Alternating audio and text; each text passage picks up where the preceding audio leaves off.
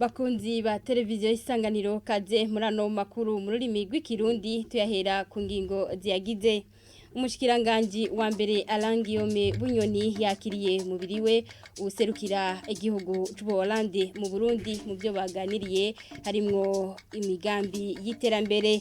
N'abanyagihugu baba mu makati amwamwe ya zone Kamenge ni hano mu gisagara ca Bujumbura barashima ibikorwa byo gusibura imiserege biriko birarangurwa ibyo hora bituma bategwa n'amazi. Ido nido ryano makuru ni mukanya sangwe kati.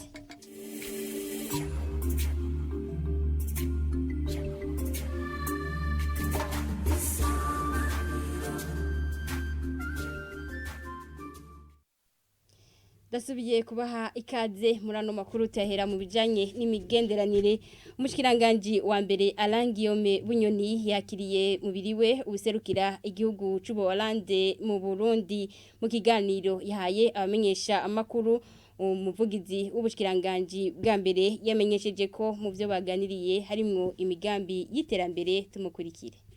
Nyakubahwa umushikiranganje wa mbere yeretse iyo ntumwa wahagarikiye igihugu ca PIB hano mu Burundi ico leta yifuza mu gufashanya ko yifuza ko ugufashanya kuba hagati y'u Burundi n'ico gihugu ko gufashanya gutanga inyungu haba ku mwene gihugu w'umunerarande ekaba no ku mwene gihugu w'umurundi aho mbere akaba yacabonerwaho no kumuhamagarira ko abagwizatunga b'abanerarande boza hano mu Burundi kuko hariho ibitari bike boza gushiramwo imitahe yaberetse yuko mu Burundi dufise ibintu bibiri bihambaye two dufise ico twokwita umutahe w'amaboko ro capitale ime les ressources humaines ko dufise kandi n'isi agataka kari mu butunzi butari buke ari bwo les ressources naturelles yahamagariye yuko abagwizatunga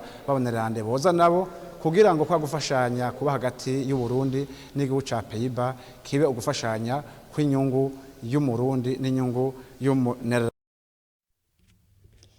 Abanyagihugu baba mu makati amwamwe ya zone Kamenge ni hano mu gisagara ca Bujumbura barashima igikorwa cyo gusibura imiserege kiriko kirakogwa basigura ko mu gihe imvura iguye amazu ahegereye horategwa n'amazi onera muco. Mu makartier amwamwe yo muri zone Kamenge nko muri quartier ya Kavumu ibarabara rya kane hariko harakogwa ibikorwa byo gusibura no guca imiserege. Ivyo bikorwa biriko birakogwa no muri quartier ya Heha kwibarabara rya kane aho kuri iryo barabara bazoca basasa amabuye ivyo bita pave mu rurimi rw'igifaransa. Umwe mu bakenyezi basanzwe bahaba akavuga ko bari babirindiranye igishika ngo kuko imvura iguye ibintu bitandukanye byategwa n'amazi.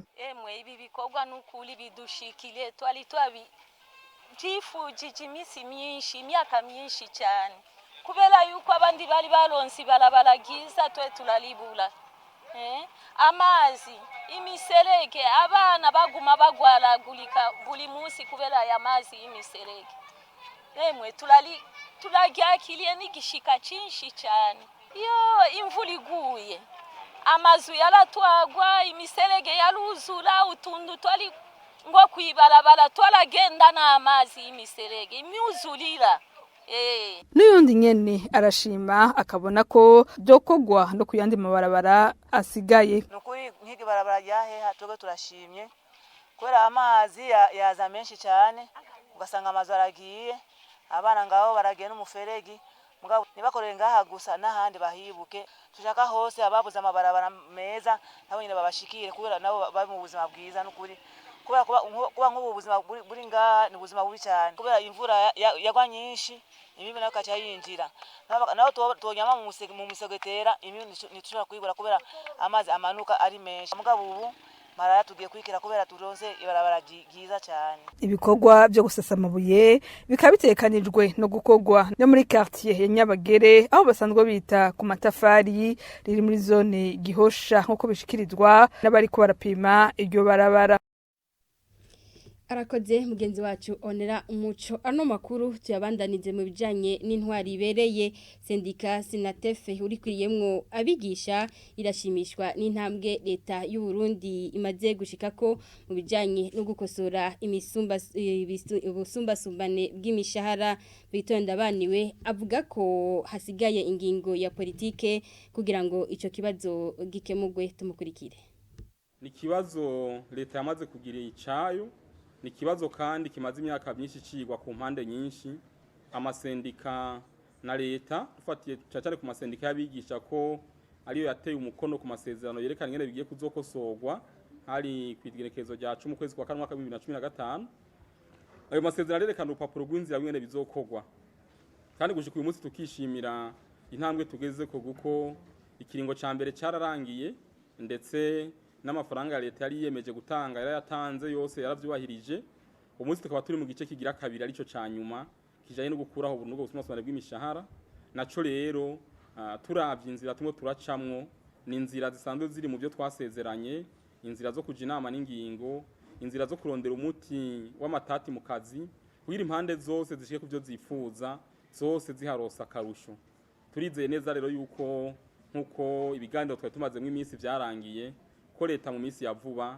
igiye kugira ishishikirije kubijanye n'ivyo twashoboye kuganira nabo yaturungiki ko twege twavuga ko ingingo zijanye n'ubuhinga zaraheze ibisigaye kujanye n'ico kibazo c'imishahara birindiriye ingingo ya politike izofatwa na leta nayo niyo rero turindiranye igishika kugira vy'ukuri ayo mafaranga yari yanatekanije uwo mwaka agera ku 34 ntahavure azogeraho umwaka urangira tutarayakoresha ivyifuzo rero nuko vyoheza bikazokwigwa vuba kugira bishobore gushirwa mu ngiro. Amakuru tuwateguriye arabandanya ubuserukizi bw'igihugu ca Tanzania buriko burategura ihayanishwa ry'imisi itatu kuva igenekezo rya 6 gushika igenekezo rya 9 uku kwezi mu kiganiro yahaye abamenyesha makuru serukira ico gihugu mu Burundi yamenyesheje ko ari mu ntumbero guhimbaza imyaka 60 igihugu ca Tanzania kimaze cikukiye tumukurikire asubirwamo mu Kirundi na mugenzi wacu Isine Bariko. I am pleased to inform the general public of Burundi and the Tanzania diaspora community in Burundi. Ndahimbawe no kumenyesha abarundi n'abatanzania baba mu Burundi ko ubuserukizi bwa Tanzania mu Burundi buriko burategura ihayanishwa ryitiriwe indwi yo kumenya igihugu ca Tanzania. Izotangura igenekerezo rya 6 gushika igicenda za kuno kwezi kwa Kigarama. Iryo hayanishwa ni kimwe mu bikorwa bitegekanijwe mu birori vyo guhimbaza imyaka 60 igihugu ca Tanzania kimaze kironse intahe yo kwikukira kivuye mu ntwaro y'abakoroni b'abongereza. Inahe yo kwikukira yabonetse igenekerezo rya 9 Kigarama 1961. Muri iryo hayanishwa hazokwerekanwa ibyahinguwe n'abatanzania hamwe n'ivyahinguwe n'abagwizatunga b'abatanzania baba mu Burundi. Hazoba hari n'abaganga b'ikigo citirirwa Jakaya Kikwete kivura indwara z'umutima.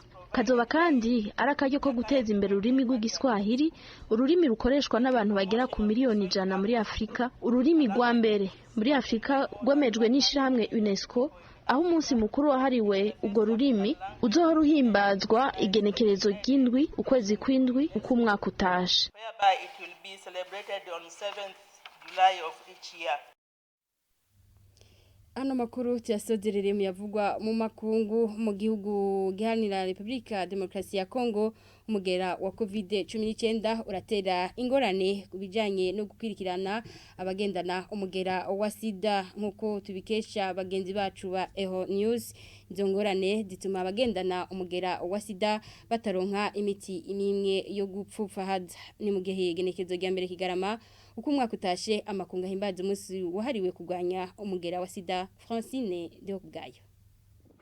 Partout sur terre la lutte contre la Ubisi yose ihanganye n'ikiza cya COVID-19 abagendana izindi ndwara zikomakomeye basa nabibagiwe. Muri Republika Iharanira Demokarasi ya Kongo uburyo bwinshi ngo bwashizwe mu gisata cyo kugwanya coronavirus. Abagwayi bagendana umugera wa sida ubu hari ivyo batakironka. Uwo mukenyezi n'umugabo wiwe bose bagendana umugera wa sida. Jean Louis avuga ko kare bari bafise ibifungurwa bikwiye, imiti, ariko ariko ubu muri rusange ngo ibisata birabe vy'abagendana umugera wa sida nta buryo bikironswa. Icegeranyo ca vuba c'ishirahamwe mpuzamakungu ni sida cerekana ko ibipimo vy'umugera wa sida vyaburabujwe kw'isi nzima. Mu mwaka wa 2020 abantu bake barashoboye gutangura gufata umuti.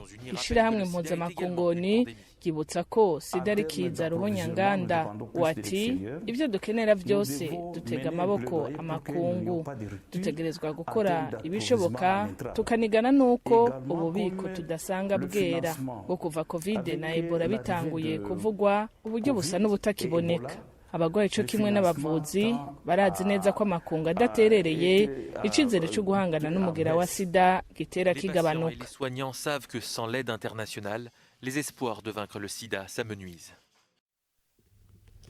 Arakoze Francine Deo kubgayo ningaha makuru twete bateguriye yaciye arangirira, reka ndabashimire mwebwe mwese mwariko murayakwirikira mugira ijoro ryiza.